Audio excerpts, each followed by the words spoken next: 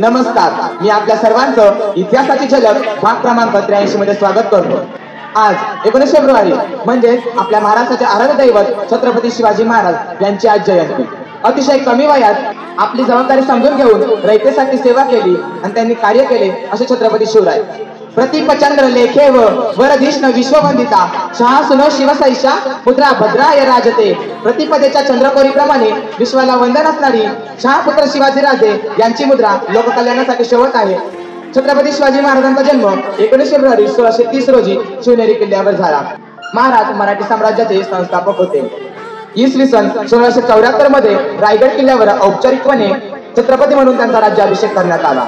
शिस्तबद्ध यंत्रणेच्या बळावर छत्रपती शिवाजी महाराजांनी एक सामर्थ्यशाली आणि प्रगतिक राज्य उभे केले आणि त्याचबरोबर अनेक नवे किल्लेही उभारले।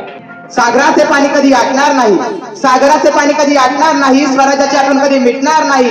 हा जन्म काय हजारो जन्म झाले तरी शिवरायांचा नाद कधी सुटणार नाही, शिवरायांचा नाद कधी सुटणार नाही। जय भवानी, जय शिवाजी। हे शंभू शंकराच नव राजगड गावर